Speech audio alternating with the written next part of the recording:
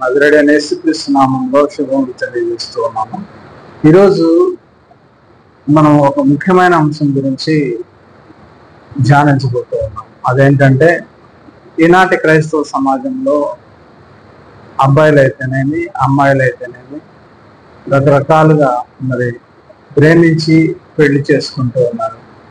ఆ చేసుకునే నేపథ్యంలో కొంతమంది అన్య స్త్రీలను, అన్య పురుషులను, అదేవిధంగా కొంతమంది మన క్రైస్తవులనే వివాహం చేసుకుంటూ పురుషులు కానీ స్త్రీలు కానీ అమ్మాయిలు వారికి నచ్చినటువంటి వారిని పెళ్లి చేసుకుంటూ ఉన్నారు. బైబిల్ గ్రంథం అంతట్లో కూడా మనం జాగ్రత్తగా గమనించినట్లయితే ఎక్కడైనా దేవుడు ఈ యొక్క ప్రేమను యాక్సెప్ట్ చేశాడా అని మనం కనుక గమనించినట్లయితే ఆ యొక్క దేవుని యొక్క సంకల్పము తద్వారా కలిగినటువంటి రకరకాలైనటువంటి బహుభయంకరమైనటువంటి కార్యాలు మనం బైబిల్ గ్రంథంలో చూస్తాం. అవేంటో ఈ రోజున మనం ధ్యానిద్దాం. మొట్టమొదటిగా ఆదికాండం 28వ అధ్యాయంలో ఇస్సాకు యాకోబును పిలిపించి, నీవు కనాను కుమార్తెలలో ఎవతను వివాహం చేసుకొనకూడదు అని చెప్పినట్లుగా మనము చూస్తాం. దానికన్నా ముందు యాకోబు యొక్క పితరుడైనటువంటి అబ్రహాం కూడా ఇస్సాకు తన తల్లి ఎవరైతే శారా ఉందో ఆవిడ చనిపోయిన తర్వాత యవన కాలం ముందు ఇస్సాకు కూడా తండ్రి అయిన అబ్రహాం పెళ్లి చేయడానికి తన దాసుల్లో ముఖ్యమైనటువంటి దాసుని పిలిపించి అతనికి చెప్పినట్లుగా కూడా మనం చూస్తాం. ఆదికాండం 24:3 కనుక మనం చూసినట్లయితే ఆ దాసునికి చెప్పినట్లుగా చూస్తాం, కనానీయుల స్త్రీలను మాత్రం ఎటువంటి పరిస్థితుల్లో నా కుమారునికి పెళ్లి చేయకూడదు అని చెప్పినట్లుగా మనం చూస్తాం. ఎందుకు కనానీయులను వ్యతిరేకిస్తూ ఉన్నారు? అటు అబ్రహాము, ఇటు యాకోబు, ఇస్సాకు వీళ్ళందరూ కూడా దేవుని యొక్క చిత్తానుసారంగా దేవుని చిత్తంలో బ్రతుకుతున్నటువంటి వారు, దేవుని యొక్క మాటకు లోబడి బ్రతుకుతున్నటువంటి వారుగా ఇక్కడ మనం చూస్తాం. కనానీయులు అంటే వారు విగ్రహారాధికులు. వారి దేశంలో అత్యంత బహుభయంకరమైనటువంటి విగ్రహారాధులుగా, అన్యులుగా, దేవుని నమ్మనటువంటి వారుగా ఉన్నారు.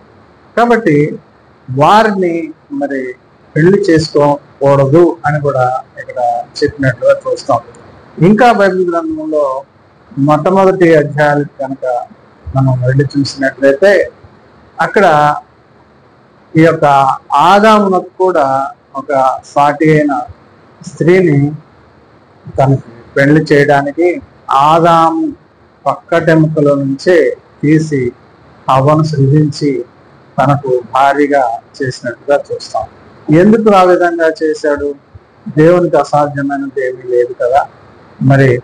ఒక ఆదాము చేసినట్లుగానే ఒక మట్టి ముద్దతో హవ్వను కూడా తయారు చేసి ఆదాముకి భారీగా ఇవ్వచ్చు కదా, ఎందుకు ఇవ్వలేదు అని మనం ఒకసారి ఆలోచించినట్లయితే ఏదైతే మనస్తత్వం, ఏదైతే మంచి, ఏదైతే ఆదాములో ఉందో అది ఆ విధంగా ఆదాములో నుంచే ఒక ప్రక్కటెముకలో నుంచే తీసి కనుక చేస్తే ఆదాము ఏ విధంగా దేవుని యందు భయభక్తులు కలిగి దేవుని నడత చొప్పున ఆయన చెప్పిన విధంగా ఆయన నడుస్తూ ఉన్నాడో ఆ విధంగా తన భార్య అయిన హవ్వ కూడా అదే విధంగా నడుస్తుంది అని దేవుడు ఎంతగానో ఆశపడి తన ప్రక్కట ఉన్నటువంటి ఒక ఎముకను తీసి ఆదాము ఈ హవ్వని చేసినట్టుగా మనం చూస్తాం. కానీ హవ్వ సేమ్ ఆదాము యొక్క మనస్తత్వం కలిగి, ఆదాము యొక్క హృదయం కలిగి అంతా బాగానే ఉంది. కానీ మధ్యలో దుష్టుడు వచ్చి ప్రేరేపించాడు హవ్వని. స్త్రీ ఆటోమేటిక్గా మొట్టమొదటి నుంచి కూడా హవ్వ దగ్గర నుంచి కూడా పడిపోతూనే వస్తుంది. కాబట్టి స్త్రీలు ఈ లోక సంబంధమైనటువంటి ఆశల వైపు చూస్తారు కాబట్టి ఆ విధంగా మొట్టమొదటి స్త్రీ అయినటువంటి హవ్వే ఈ యొక్క సాతాను యొక్క గుడిలో పడి పాపాన్ని కొని తెచ్చుకున్నట్లుగా చూస్తాం.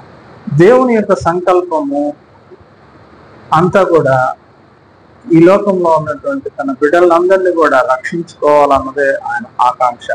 కానీ దుష్టుని యొక్క ఆకాంక్ష అది కాదు. ఏదో విధంగా వీరు విడిపోవాలి, లేదా గొడవలు పడాలి, లేదా చంపుకోవాలి అన్నదే ఆ యొక్క సాతాను దాని యొక్క సంకల్పమై ఉన్నది. అందుకోసమే ఆనాడు ఆదాము హవ్వలు ఏ విధంగా మరి పాపం చేసి తప్పిపోయారో ఆ తర్వాత మరి జరిగినటువంటి వృత్తాంతం అంతా కూడా మనకు తెలుసు. ఆ రోజుల్లోనే దేవుడు వారికి గర్భాన్ని దయచేశాడు. అందులో మరి మనకు తెలిసినట్లుగానే ఈ యొక్క ఇద్దరు కుమారులు జన్మిస్తారు. అందులో హేబేల్ని మరి చంపినట్లుగా తన అన్న అయినటువంటి మరి చంపినట్లు తన అన్న తను చంపేసినట్లుగా కూడా మనం చూస్తాం. అక్కడ కూడా ఇద్దరు అన్నదమ్ముల మధ్య సాతాను పనిచేశాడు. మరి ఆ యొక్క సందర్భంలో మరి ఎంతగానో దేవుడు చింతించాడు. ఆ విధమైనటువంటి పరిస్థితిలో నుంచి మళ్ళీ దేవుడు ఆదాముకు మళ్ళీ ఒక సంతానాన్ని ఇచ్చాడు. ఆ యొక్క సంతానం తర్వాతనే ఈ లోకంలో దేవునికి ప్రార్థన చేయడము ఇవన్నీ కూడా జరిగినట్లుగా మనకి తెలుసు. ఆ యొక్క సంతానము దేవుని సంతానంగా మరి అక్కడ తర్వాత మనం కయ్యను దూర ప్రాంతానికి వెళ్ళిపోయాడు దేవునికి విరోధంగా. ఆ తర్వాత ఆదామునకు మళ్ళీ ఒక కుమారుణ్ణి దేవుడు దయచేసినట్లుగా మనం చూస్తాం. ఆదికాండం 4వ అధ్యాయము 25వ వచనాన్ని మనం చూసినట్లయితే ఆదాము మరలా తన భార్యను కూడినప్పుడు ఆమె కుమారుని కని కయ్యను చంపిన హేబెలునకు ప్రతిగా దేవుడు నాకు మరి ఒక సంతానము నియమించిన అనుకొని అతనికి షేతు అని పేరు పెట్టినట్టుగా చూస్తాం. మరియు షేతునకు కూడా కుమారుడు పుట్టను, అతనికి ఏనోష్ అని పేరు పెట్టాను. ఇక్కడ మనం జాగ్రత్తగా గమనినట్లయితే ఈ యెహోవా నామమున ప్రార్థన చేయుట అనేది ఏనోష్ దగ్గర నుంచి వచ్చిందన్నమాట. ఈ ఏనోష్ దగ్గర నుంచి వచ్చినటువంటి ఈ సంతానం అంతా కూడా దేవుని కుమారులు అనబడతారు. వీరందరూ కూడా మరి దేవుని ప్రార్థన చేయడం మొదలు పెట్టారు కదా, కాబట్టి వీరందరూ కూడా దేవుని కుమారులుగా పరిగణించబడ్డారు. వీరు తర్వాత ఏం చేశారు అని అంటే మళ్ళీ దుష్టుడు మళ్ళీ వారిని ప్రేరేపింపచేశాడు. దేవుని కుమారులు నరుల కుమార్తెలతో పోయేది, నరుల కుమార్తెలు అందంగా ఉన్నట్లుగా మనం చూస్తాం. మరి తద్వారా ఈ యొక్క దేవుని కుమారులు కూడా మరలా పాపంలోకి వెళ్ళిపోయారు. ఈ యొక్క అన్యులైనటువంటి నరుల కుమార్తెలతో మరి వారు ఎప్పుడైతే పెళ్లిని చేసుకున్నారో బహుభయంకరమైనటువంటి పాపంలోనికి వెళ్ళిపోయారు. అందుకే దేవుడు నోవాహు ద్వారా జలప్రళయాన్ని తీసుకొచ్చి వారందరినీ కూడా చంపివేసినట్టుగా మనం బైబిల్ గ్రంథంలో చూస్తాం. కాబట్టి ఆది కాండంలోనే మనము ఈ యొక్క అన్య స్త్రీలను, ఈ యొక్క హైందవ స్త్రీలను మరి చేసుకోకూడదు అని దేవుడు మొదటి నుంచి కూడా చెప్తున్నప్పటికీ ఈ రోజు వరకు కూడా మరి ప్రజలు ఈ యొక్క ప్రేమ అనే ఒక భయంకరమైనటువంటి ఒక అబద్ధంలోనికి వెళ్ళి మరి అటు క్రైస్తవుల్లో ఉన్నటువంటి పిల్లల్ని ప్రేమిస్తూ ఉన్నారు, అదేవిధంగా హైందవుల యొక్క వాళ్ళ పిల్లల్ని కూడా ప్రేమిస్తూ విడాకులు తీసుకుంటూ ఉన్నారు. లేకపోతే రకరకాలైనటువంటి బహుభయంకరమైనటువంటి పరిస్థితుల గుండా వెళ్తూనే ఉన్నారు. అది అబ్రహాము జీవితంలో ఆనాడు మరి ఆయన కూడా తప్పు చేశాడు. అదేంటో మీకు అందరికి కూడా తెలుసు. షేరాతో ఉంటూ ఉండగానే షేరా మరి అబ్రహాం తప్పనాలో తెలియదు, మరి షేరమ్మ తప్పనో తెలియదు, కానీ షేరా తన దాసిని తీసుకెళ్లి మరి తన దగ్గర పడుకోబెట్టినప్పుడు మరి తనకు ఒక కుమారుడు కలిగాడు, ఆయన ఇష్మాయేలు. ఈరోజు ప్రపంచం అంతా కూడా ఈ యొక్క యుద్ధాలకు, ఈ యొక్క ముస్లింస్ ఇజ్రాయేలీలకు గొడవలకు కారణం ఎవరు అని అంటే ఈ యొక్క అబ్రహాం చేసినటువంటి తప్పునకు కారణం. అటువంటి తప్పులు ఇంకా ఇప్పటికీ కూడా జరుగుతూనే ఉన్నాయి. దాన్ని బట్టి దేవుడు ఎంతగానో చింతిస్తూ ఉన్నాడు. ఆనాడు హాగర్ను కనుక మరి శారా గనుక ఈ అబ్రహాం దగ్గరికి పంపించకుంటే ఈరోజు ఇశ్రాయేలీలు మనశ్శాంతిగా ఉండేవాళ్ళు, హ్యాపీగా ఉండేవాళ్ళు. ఆ తర్వాత కూడా మళ్ళీ అబ్రహాం తప్పు చేసి మూడవ ఆవిడని చేసుకున్నాడు. ఆవిడ ద్వారా కలిగినటువంటి సంతానం కూడా విరోధులయ్యారు. ఆ విధంగా మరి ఎన్నో తప్పులు చేసుకుంటూనే మరి అబ్రహాం వెళ్ళినప్పటికీ దేవుడు ఒకే ఒక విషయంలో అబ్రహాంని ఇష్టపడ్డాడు. అదేంటంటే విశ్వాసం కలిగి జీవించాడు. దేవుడు చెప్పిన మాటను జమదాటకుండా మరి నడిచాడు కాబట్టి ఈనాడు విశ్వాసులకు తండ్రి అయ్యాడు. కానీ అబ్రహామును బట్టే తన సంతానమైనటువంటి ఇశ్రాయేలీలను, అబ్రహాం సంతానమైనటువంటి మనందరినీ కూడా మరి దేవుడు బహుగానే దీవిస్తూ ఉన్నాడు, మనకు తోడుగానే ఉంటున్నాడు.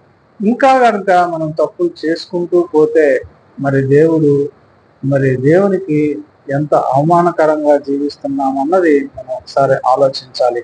అదేవిధంగా ఈ యొక్క ఆది కాండంలో మనం చూసినట్లయితే మరి ఈ యొక్క ఆది కాండం 28:1 కూడా నీవు కనాను కుమార్తెలను ఎవరిని వివాహం చేసుకొనకూడదు అని ఇస్సాకు మరి యాకోబుకు చెప్పి పంపించినట్లుగా మనం చూస్తాం. మళ్ళీ యాకోబు నిజంగానే తన యొక్క తల్లి యొక్క రెబ్కా యొక్క కుటుంబం దగ్గరికి వెళ్ళాడు. వాళ్ళ అన్నయ్య ఎవరైతే ఉన్నారో లాబాను దగ్గరికి వెళ్ళాడు. అక్కడ కూడా చిన్న తప్పు చేశాడు. తల్లిదండ్రుల మాట వినాలి. అలాగే అక్కడికి వెళ్ళిన తర్వాత తన జీవితంలో ఒక అమ్మాయిని చూశాడు. రాహేలు. ఆమెను చూసి ఇష్టపడ్డాడు, ప్రేమలో పడ్డాడు. ఆవిడ కోసం బహుభయంకరంగా దాస్యాన్ని అనుభవించాడు. 7 సంవత్సరాలు మరి లాబాను దగ్గర పనిచేసినట్లుగా చూస్తాం. కానీ దేవుడు అద్భుత రీతిగానే తప్పించినప్పటికీ మళ్ళీ రాహేల్ కోసం వెయిట్ చేసి మరొక 7 సంవత్సరాలు కూడా ఉండి ప్రేమ గుడ్డిది అన్నట్టుగా ప్రేమను పంచడానికి రాహేల్ని ఇష్టపడి పెళ్లి చేసుకున్నాడు. కానీ మొట్టమొదటిగా మరి లాబాను మోసం చేసి పెళ్లి చేసినప్పటికీ ప్రభువైన యేసుక్రీస్తు ఆ యొక్క ఎవరైతే లేయా ఉందో ఆ లేయా సంతానం నుంచే యూదా గోత్రంలో నుంచే 4వ గోత్రమైనటువంటి యూదా గోత్రంలో నుంచే ప్రభువైన యేసుక్రీస్తు జన్మించినట్టుగా చూస్తాం. తర్వాత రాహేలు మరి ఆవిడ గర్భాన్ని మూయబడింది. అప్పటికి యాకోబు బహుగా ప్రార్థించి మళ్ళీ రాహేలు గర్భం తెరవబడినట్టుగా చూస్తాం. కానీ యాకోబు రాహేలుతోటి ఎంతగా విసిగిపోయాడు అని అంటే అది దేవుని చిత్తం కాదు కాబట్టి బహుగా చింతాక్రాంతుడయ్యాడు, బాధపడ్డాడు. తన తండ్రి ఇంటి నుంచి వచ్చేటప్పుడు ఆ యొక్క విగ్రహాలను దొంగిలించి తీసుకుని వచ్చింది. తద్వారా యాకోబు కూడా ఎన్నో భయంకరమైనటువంటి పరిస్థితిని ఎదుర్కొన్నాడు. ఎందుకు? రాహేలుని ప్రేమించాడు. అందుకోసమే రాహేలు యొక్క మరి మరణం కూడా ఆవిడ సమాధి కూడా మంచిగా జరగలేదు. లేయకైతే మంచిగా సమాధానం, తన పితరులు ఎక్కడైతే చనిపోయారో అక్కడ సమాధి చేసినట్లుగా ఉంటది. కానీ దారి మధ్యలోనే మరి ఆవిడకి సమాధి చేసినట్లుగా మనం చూస్తాం. అంటే దీనిని బట్టి మనం చూడగలిగింది ఏంటంటే దేవుని చిత్తం లేనటువంటి వారిని పెళ్లి చేసుకోవడం అనేది మంచిది కాదు అని మనం ఇక్కడ చూస్తాం. వారికి జన్మించినటువంటి పిల్లలు కూడా బహు భయంకరమైనటువంటి పరిస్థితుల్ని ఎదుర్కొన్నారు కూడా. మరి ఆవిడ కూడా అటువంటి పరిస్థితుల్ని ఎదుర్కొంది, అతను కూడా అలాంటి పరిస్థితుల్ని ఎదుర్కొన్నాడు. ఇకపోతే ఇలా చెప్పుకుంటూ పోతే గొప్ప గొప్ప వాళ్ళందరూ కూడా ఈ యొక్క లవ్ అంటే ప్రేమ అనే ఒక బహుభయంకరమైనటువంటి అబద్ధంలో చాలా మంది నశించినట్లుగా చూస్తాం. అదేవిధంగా మనం చూసినట్లయితే సంసోనుని దేవుడు ఎంచుకున్నాడు. ఫిలిస్తీయుల నుంచి కాపాడడానికి సంసోనుని దేవుడు ఎన్నుకున్నాడు. కానీ సంసోను ఈ యొక్క ప్రేమ అనే అబద్ధమైనటువంటి స్త్రీలతో ఆయన సహవాసం చేసి దేవుని యొక్క మహిమను పోగొట్టుకున్నాడు. దెలెలై అనే ఒక స్త్రీని, ఫిలిస్తీయుల స్త్రీ, ఆవిడ అసలు ఆ ఫిలిస్తీయులను ఇశ్రాయేలీల మీదకి రాకుండా ఇశ్రాయేలీలను కాపాడాలని సంసోనుని ప్రతిష్ఠించి దేవుడు పంపిస్తే ఈ సంసోను ఏం చేస్తూ ఉన్నాడు? ఆ ఫిలిస్తీయుల స్త్రీతోటే సహవాసం మొదలుపెట్టాడు. ఆ ఫిలిస్తీయుల దండలోకి వెళ్ళి ఆ దెలైలై అనే అమ్మాయిని మరి ఈయన ప్రేమించినట్లుగా మరి మనం బైబిల్ గ్రంథంలో చూస్తాం. గలిలియా కూడా మరి ఇతన్ని మోసం చేసి తన ప్రాణానికే బహుభయంకరమైనటువంటి పరిస్థితి తీసుకొచ్చినట్లుగా మనం బైబిల్ గ్రంథంలో చూస్తాం. నీ యొక్క బలం ఎక్కడుంది ఎక్కడుంది ఎక్కడుందని విసిగించి మరి సంసోన్ని మత్తులో దించేసింది. త్రాగుడు, వ్యసనము అవన్నీ కూడా నేర్పించింది. ఆఖరికి సంసోను మరి విసిగిపోయి నా యొక్క ప్రాణము నా యొక్క వెంట్రుకల్లో ఉంది అని చెప్పి తద్వారా ఆ యొక్క తన నాశనాన్నే తను కోరి తెచ్చుకున్నాడు. ఈ యొక్క ప్రేమ అనే గుడ్డితనం అనేది బహుభయంకరంగా అటు తల్లిదండ్రులకు ఇటు తనకి మరి ఎంతో మందికి సమాజానికి కూడా నష్టపరుస్తూనే ఉంది. ఈ మధ్య కాలంలోనే మనం చూస్తూ ఉన్నాం, ఎన్నోసార్లు పేపర్లో టీవీలో చూస్తూ ఉన్నాం కదా. ఈ ప్రేమ అనే ఒక అబద్ధంతో ఇద్దరు అమ్మాయి అబ్బాయిలు కూడా ప్రేమించుకోవడం, వారి వారి కులాలకు సంబంధించి కాకపోయినా రకరకాలుగా వీరు ప్రేమించుకోవడం, ఒకరిని ఒకరు మరి ప్రేమించుకొని చంపుకోవడము, లేదంటే వారి తల్లిదండ్రులే వీరిని చంపడం, లేదంటే వేరొకరిని ప్రేమిస్తుంది నన్నే ప్రేమించట్లేదని చెప్పి యాసిడ్లతో దాడి చేయడం, ఈ విధంగా జరుగుతున్నాయంటే ఈ ప్రేమ అనేది ఎక్కడి నుంచి వస్తుంది అని మనం ఒకసారి ఆలోచిస్తే ఈ యొక్క అబద్ధం అనే ప్రేమ దుష్టుడి నుంచి కలుగు చేస్తూ ఉన్నాడు. దుష్టుడు దీన్ని ప్రవేశపెడుతూ ఉన్నాడు. ఒక అందమైన మరి ఒక అందమైనటువంటి అమ్మాయిగా లేదా అందమైనటువంటి అబ్బాయిగా కనిపింపజేసి స్త్రీ ఒక అమ్మాయి ఒక అబ్బాయిని ఆ యొక్క దేహ సౌందర్యాన్ని బట్టి ప్రేమించడం, ఈ అబ్బాయి కూడా ఆ అమ్మాయి యొక్క దేహ సౌందర్యాన్ని బట్టి ప్రేమించడం, లేదా ఆ అబ్బాయి మాటల వల్ల ప్రేమించడం, లేదా ఆ అమ్మాయి మాటల వల్ల ప్రేమలో పడడం, ఇవన్నీ చేస్తున్నారు. కానీ నిజంగా ఇది దేవుని చిత్తమా కాదా అని ఈనాటి క్రైస్తవులు అబ్బాయిలు ఎవరు కూడా మరి వినడం లేదు. ఇక్కడ ఈ యొక్క సందర్భంలో ఈ సంసోను ఏ విధంగా చనిపోయాడో మనకు తెలుసు. అదేవిధంగా దావీదు మహారాజు అయినటువంటి దావీదు గొర్రెల కాపరి, కానీ దేవుడు ఆయన ఎంతగానో హెచ్చించి అతన్ని రాజుగా చేస్తే బెత్షెబాతోటి పాపం చేసి ప్రేమ అనే మత్తులో మరి పాపం చేసి మరి చాలా భయంకరమైనటువంటి శ్రమను అనుభవించినట్టుగా మనం బైబిల్ గ్రంథంలో చూస్తాం. మళ్ళీ ఆయనకు పుట్టినటువంటి ఈ సొలొమోను ఎంతటి జ్ఞానవంతుడు! బైబిల్లోనే కాదు ప్రపంచంలోనే ఇప్పటికీ అప్పటికి ఎప్పటికి కూడా సొలొమోను అంత జ్ఞాని వేరొక రాజు లేనే లేడు, ఉండడు, పుట్టపోడు కూడా. ఆ విధంగా సొలొమోను దేవునికి నీకేం కావాలి అని దేవుడు అడిగితే నాకు నీ యొక్క ఇశ్రాయేలీల ప్రజల్ని పరిపాలించడానికి తగిన జ్ఞానాన్ని ఇమ్మన్నాడు. ఇస్తే అడిగితే దేవుడు చాలా సంతోషించి అతనికి గొప్ప ఆస్తి సంపద అన్ని కూడా ఇచ్చాడు, జ్ఞానాన్ని కూడా ఇచ్చాడు. కానీ సొలొమోను 700 మంది అన్య స్త్రీలను పెళ్లి చేసుకున్నట్లుగా చూస్తాం. ఆ యొక్క ఫరో కుమార్తెను పెళ్లి చేసుకున్నాడు. అలాగే రకరకాలైనటువంటి వేరే వేరే దేశ రాజుల కుమార్తెలను పెళ్లి చేసుకున్నట్లుగా మనం చూస్తాం. తద్వారా అంతేకాదు 300 మంది మరి ఉంపుడు గెత్తలు, అంటే రకరకాలుగా, అంటే వాళ్ళు పెళ్ళైన వాళ్ళు కూడా ఈయన మోహించి వారితో మరి ఆయన ఇచ్చేసినట్లుగా కాంకుబైట్స్ అంటారు, వారిని పెళ్లి వారితో కూడా జీవించినట్లుగా సుమారుగా 1000 మందికి పైగా స్త్రీలతో ఈయన తిరిగినట్లుగా మనం బైబిల్ గ్రంథంలో చూస్తాం. తద్వారా ఏం తెచ్చుకున్నాడు? శాపాన్ని కొని తెచ్చుకున్నాడు. వీరందరూ కూడా అన్య స్త్రీలే. కాబట్టి యెరూషలేము అనే గొప్ప దేవాలయాన్ని నిర్మించినటువంటి సొలొమోను మరి ఆ యొక్క హైందవ స్త్రీలు, కనాను స్త్రీలు, రకరకాలైనటువంటి దేశపు స్త్రీలు, దేవుని ఎరుగునటువంటి స్త్రీలను ప్రేమ అనే అబద్ధంతో మోసపోయి మరి దేవునికి వ్యతిరేకంగా, దేవునికి ఇష్టం లేకుండా మరి యెరూషలేము కన్నా గొప్ప గొప్ప పర్వతాల మీద వారి యొక్క అన్య దేవతల టెంపుల్స్ విగ్రహారాధన చేసే ఆ స్త్రీలను చేసుకోవడం వల్ల అక్కడ ఆలయాలు కట్టి తనను తాను మరి భ్రష్టునిగా చేసుకున్నట్టుగా మనం బైబిల్ గ్రంథంలో చూస్తాం. ఎంత బహుభయంకరం అంటే ప్రేమ అనే ఈ యొక్క అబద్ధం దుష్టుని దగ్గర నుంచి వస్తూ ఉన్నదని మనం గ్రహించాలి. ఆది కాండం మొదలుకొని ఇది ఇప్పటికీ కూడా ఈ యొక్క యవ్వన బిడ్డలను, అది అమ్మాయి కావచ్చు అబ్బాయి కావచ్చు ఎవరైనా కావచ్చు, దేవుని యొక్క విశ్వాసుల యొక్క కుటుంబంలో మనం పుట్టి కూడా మరి తల్లిదండ్రులను మరి విస్మరించి మనం చేస్తూ ఉన్నటువంటి తప్పుల్ని బట్టి బహుభయంకరమైనటువంటి పరిస్థితులు మనకి కలుగుతూ ఉన్నాయి. అందుకోసమే సొలొమోను రాసిన సామెతల గ్రంథంలో కూడా 23:22లో మనం చూసినట్లయితే, నిన్ను కనిన నీ తండ్రి ఉపదేశం అంగీకరించము, నీ తల్లి ముదిమి యందు ఆమెను నిర్లక్ష్యం చేయకము అని ఈ యొక్క సొలొమోనే చేస్తూ ఉన్నాడు.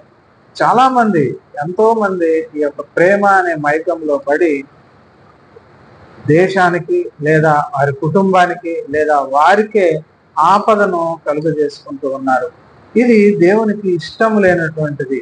కాబట్టి ఎవరైనా పెళ్లి చేసుకోవాలి అని అంటే మరి ఎవరిని చేసుకోవాలి అనే దానికి ముందు తల్లిదండ్రుల మాట వినమంటూ ఉన్నాడు. ఎందుకంటే నీ తల్లిదండ్రులను నువ్వు సన్మానిస్తే దేవుణ్ణి నువ్వు ఆరాధించినట్లే. ఎందుకంటే నీలో గనుక నీ తల్లిని నీ తండ్రిని సన్మానించి వారు చెప్పిన మాట విని వారు చెప్పిన విధంగా గనుక పెళ్లిళ్ళు చేసుకుంటే ఈ దేశానికి లేదా నీ కుటుంబానికి నీకు ఎటువంటి ఆపద ఉండదు. ఆనాడు అబ్రహాం చేసిన తప్పు ఈరోజు ప్రపంచ దేశాలన్నీ కూడా మరి ఈ యొక్క ఇశ్రాయేలీలకు విరోధంగా తయారయ్యాయి. ఇన్ని యుద్ధాలు జరగడానికి కారణము ఏంటి? ఈ యొక్క ప్రేమ అనే బహుభయంకరమైనటువంటి మత్తు వల్ల చేసినటువంటి తప్పుల వల్ల ఈరోజు ప్రమాదాలు ఎదుర్కొంటూ ఉన్నారు. ఎంతో మంది ప్రేమ అనే ఈ యొక్క పచ్చి అబద్ధంలోనూ ఆ యొక్క ఆకర్షణతో పెళ్లిళ్ళు చేసుకున్న తర్వాత ఎంతో మంది విడిపోతూ ఉన్నారు. పోనీ విడిపోలేదు అనుకుంటే ఆ కుటుంబాల్లో శాంతి సమాధానం ఏమీ కూడా ఉండకుండా బహుభయంకరమైనటువంటి పరిస్థితుల్ని ఎదుర్కొని చాలా మంది అమ్మాయిలు ఆత్మహత్య చేసుకున్నారు, అబ్బాయిలు కూడా ఆత్మహత్య చేసుకున్నారు. ఈ ప్రేమ అనే అబద్ధము ఒకసారితో ఆగిపోదు. ఎవరైతే అబ్బాయి అమ్మాయిని ప్రేమించానని మోసంతో పెళ్లి చేసుకుంటాడో ఆ తర్వాత అదే ప్రేమ అనే పచ్చి అబద్ధాన్ని మరికొంతమంది స్త్రీలతో కూడా పంచుకుంటాడు. ఏ అమ్మాయి అయితే ప్రేమ అనే అబద్ధంలో ఒక అబ్బాయిని ప్రేమించి మోసం చేసి పెళ్లి చేసుకుంటుందో ఆ అమ్మాయి కూడా ప్రేమించిన తరువాత ఇంకా చాలా మంది, తన భర్త కాకుండా ఎంతో మందిని ప్రేమిస్తూ ఉంటది. ఎంతో మందితో మరి వ్యభిచారం కూడా చేస్తున్నటువంటి సందర్భాలు లేకపోలేదు. తద్వారా విడిపోయినటువంటి వారు కూడా లేకపోలేదు. కాబట్టి ఈ ప్రేమ అనే అబద్ధాన్ని ఎవరు సృజించారు అంటే దుష్టుడే సృజించాడు. అందుకోసమే ఎవరైతే తల్లిదండ్రులు ప్రార్థనాపూర్వకంగా ఎరిగి నిజమైనటువంటి పక్కటెముకలను తీసుకొచ్చి వారి అమ్మాయిలకైతేనేమి అబ్బాయిలకైతేనేమి పెళ్లిళ్ళు చేస్తారో వారి కుటుంబాలు దేవుని యందు భయభక్తులు కలిగి మరి జీవిస్తారు. వారు వారి యొక్క ఆ కుటుంబాల్లో మరి గొడవలు లేవా, లేకపోతే వారు తిట్టుకోవట్లేదా, కొట్టుకోవట్లేదా, విడాకులు తీసుకోవట్లేదా అని అంటే అది తీసుకున్న పరిస్థితి వచ్చింది అని అంటే వారి కుటుంబంలో వారి తల్లిదండ్రులు వారిని దేవుని యందు భయభక్తులు కలిగేలాగా పెంచలేదు అని అర్థం. ఎందుకనంటే దేవుని యందు భయభక్తులు కలిగేలా పెంచితే పిల్లల్ని, ఒకవేళ బయట అమ్మాయి విశ్వాసురాలైనా నీ మీద తిరుగుబడితే నీవు తగ్గింపు కలిగి భార్యని ప్రేమిస్తావు. అదేవిధంగా అమ్మాయి కూడా తల్లిదండ్రులు కనుక జాగ్రత్తగా కనుక వారిని పెంచి దేవుని యందు భయభక్తులు కలిగి పెంచితే ఆ అమ్మాయి కూడా వేరే అబ్బాయిని ప్రేమించదు, ప్రేమ అనే అబద్ధంలోనికి వెళ్ళదు. ఎందుకంటే దేవుని యందు భయభక్తులు కలిగి ఉంటుంది. అంతకన్నా ముందు దేవుని యందు భయభక్తులు కలిగి ఉంటుంది. అదేవిధంగా తల్లిదండ్రులకు అమర్యాద తీసుకురాకుండా తల్లిదండ్రులను కూడా గౌరవిస్తుంది. నువ్వు తల్లిదండ్రులను గౌరవించకుండా ఒక అబ్బాయిని ప్రేమిస్తున్నావు అంటే నీ తల్లిదండ్రులను నువ్వు గౌరవించట్లేదు. అంతకన్నా ముందుగా దేవుని యందు నువ్వు భయభక్తులు కలిగి లేవు. ఇంకా వీళ్ళు చేసే తప్పు ఏంటంటే దేవునికే మొరపెడతారు. వీళ్ళు చేసేదే అబద్ధపు పని. ప్రేమ అనే ఒక భయంకరమైనటువంటి దుస్తుని యొక్క సాంగత్యాన్ని కొని తెచ్చుకుంటూ దేవునికే చెప్తూ ఉంటారు, దేవా నాకు ఆ అమ్మాయినే చేసుకోవాలి, దేవా కనికరించు, నా తల్లిదండ్రులను మార్చు లేదా వారి తల్లిదండ్రులను మార్చు అని ప్రార్థన చేసే అమ్మాయిలు అబ్బాయిలు కూడా లేకపోలేదు. కానీ మనం గమనించాల్సింది ఏంటంటే దేవునికి ఎటువంటి పరిస్థితిలో ఈ ప్రేమ అనే అబద్ధము అనేది ఇష్టం లేదు. అబద్ధమైనటువంటి దుష్టుని యొక్క ప్రయత్నమే ఈ యొక్క అబద్ధమైన ప్రేమ. ఈ ప్రేమ అనేది ఒక బహుభయంకరమైనదని నేను మీ అందరికి కూడా తెలియజేస్తున్నాను. ఇంకా ఎవరైనా ప్రేమలో ఉన్నట్లయితే దేవుని యందు భయభక్తులు కలిగి వాటిని విడిచిపెట్టి మీ యొక్క తల్లిదండ్రులకు లోబడాలనేదే నా యొక్క ఉద్దేశం. అందుకోసమే ప్రభు అయిన యేసుక్రీస్తు కూడా మరి క్రొత్త గ్రంథంలో కూడా ఒక మాట చెప్తాడు. అదేంటంటే లూకాసు వార్త 12:53లో కనుక మనం చూస్తే, తండ్రి కుమారులు తండ్రికిని, తల్లి కుమారులకును కుమార్తెలకును, అత్త కోడలకును కోడలు అత్తకును విరోధులుగా ఉందిరని చెప్పాను. ఈ సందర్భం ఏంటంటే ఎవరైతే ఇది బహుభయంకరం కదా, తండ్రి కుమారునికి, కుమారుడు తండ్రికి, అత్తకి కోడలకి, కోడలు అత్తకి, ఈ విధంగా విరోధం కలిగి ఉంటారు అని అన్నారు. ఎందుకు ఉంటారు అని అంటే ప్రేమ లేకపోవడమే. ఎప్పుడైతే ప్రేమ కలిగి ఉంటామో, దేవుని యొక్క ప్రేమ కలిగి ఉంటామో, వారిలో తగ్గింపు జీవితం ఉంటుంది. అరే మా నాన్నే కదా తిట్టాడు, దాన్ని సరి చేసుకున్నామని కుమారుడు అనుకుంటాడు. కుమారుడు ఏదైనా తప్పు చేస్తే అయ్యో నా కుమారుడే కదా, మరి ఒకసారి చెప్పి వాడిని సవరిద్దామని అతను అనుకుంటాడు. అలాగే తల్లి కూతురు, లేదా తల్లి అత్త, లేదా కోడలు, ఈ విధమైనవన్నీ కూడా ఎందుకు జరుగుతున్నాయంటే ఈ ప్రేమ అనే అబద్ధంలో జీవించడం వల్లే మరి ఇవన్నీ కూడా జరుగుతూ ఉన్నాయి. మరి అక్కడ రెబెకా కూడా మరి బాధపడినట్టుగా చూస్తాం. ఎక్కడైతే ఈ యొక్క యాకోబుని తన అన్న దగ్గరికి పంపిస్తూ ఉంటుందో అప్పుడు ఒక మాట అంటది. అది 27:46లో మనం కనుక చూసినట్లయితే, ఒక్క మారు చూద్దాం. 28:8 ఇది కాక కనాను కుమార్తెలు తన తండ్రి అయిన ఇస్సాకునకు ఇష్టరాండ్రు కారని ఏశావునకు తెలిసినప్పుడు ఏశావు ఇస్మాయిల్ నొద్దకు వెళ్ళి తనకున్న భార్యలు కాక అబ్రహాము కుమారుడైన ఇస్మాయిల్ కుమార్తెయు నెబాయోతు సహోదరి అయిన మహాలతను కూడా పెళ్లి చేసుకున్నట్లుగా మనం చూస్తాం. ఇక్కడ ఎప్పుడైతే ఈ యాకోబుని ప్రేమించి యాకోబుకి చెప్పేసి పంపించాడో, ఈ యొక్క ఇస్మాయిల్ ఏశావు అంతకు ముందే తల్లిదండ్రుల అనుమతి లేకుండానే ఈ యొక్క హేతు కుమార్తెల్ని పెళ్లి చేసుకున్నట్లుగా మనం చూస్తాం. 27:46 మనం చూసినట్లయితే, ఈ యొక్క హేతు కుమార్తెల వల్ల నా ప్రాణం విసినది, ఈ దేశస్థురాండ్రైన హేతు కుమార్తెలలో వీరి వంటి ఒకదానిని యాకోబు పెళ్లి చేసుకునిన ఎడల నా బ్రతుకు వలన నాకేమి ప్రయోజనము అని విలపించినట్టుగా మనం చూస్తాం. ఈ యొక్క ఏశావు ఏం చేస్తూ ఉన్నాడు, ఎప్పుడైతే తన తండ్రికి ఈ యొక్క కనాను స్త్రీలను పెళ్లి చేసుకోవడం ఇష్టం లేదు అని తెలుసుకున్నాడో, ఇంకా ఇతనిలో కోపం పెరిగిపోయింది. దీన్ని బట్టి కూడా మనం అర్థం చేసుకోవాలా, ఇది దుష్టుని తాలూకా ఆ యొక్క ప్రేమ అనే ఒక అబద్ధం. అందుకోసమే ఇతను ఏం చేస్తా ఉన్నాడు, ఏశావు తన ఈ యొక్క అబ్రహాము సంతానం ఎవరైతే ఇస్మాయిల్ ఉన్నారో వాళ్ళ దగ్గరికి వెళ్ళిపోయాడట. అక్కడికి వెళ్ళేసి ఇంకా కొంతమందిని స్త్రీలను, ఇక్కడ ఏశావు ఇస్మాయిల్ మధ్యకు వెళ్ళి తనకున్న భార్యలు కాక అబ్రహాము కుమారుడైన ఇస్మాయిలు కుమార్తెయు నెబాయోతు సహోదరైన మహాలతును కూడా పెళ్లి చేసుకున్నట్లుగా మనం చూస్తాం. అక్కడ వావి వరసలు కూడా మర్చిపోయినట్లుగా ఇక్కడ చూస్తా ఉన్నాం. ఈ ప్రేమ అనే అబద్ధానికి వావి వరసలు కూడా గుర్తుండవు, వయసు కూడా గుర్తుండదు. చాలా మంది ఈ రోజుల్లో మనం పేపర్లో చూస్తూ ఉన్నాం, అమ్మాయి వయసు 29, అబ్బాయి వయసు 20, అంటే 9 సంవత్సరాల డిఫరెన్స్. 10 సంవత్సరాలు కూడా ఉన్నాయి. ఇంకా 30 సంవత్సరాల వయసు వాళ్ళు కూడా ఈ సినీ ఫీల్డ్ లో మనం చూస్తాం. అంటే వయసు కూడా నిమిత్తం లేకుండా ఈ యొక్క శారీరకమైనటువంటి అందాన్ని చూసి, ఈ యొక్క జిగుప్సాపరమైనటువంటి బహుభయంకరమైనటువంటి అందాన్ని చూసి ఆ ప్రేమ అనే అబద్ధంలో వీళ్ళు చాలా తప్పులు చేస్తూ ఉన్నారు.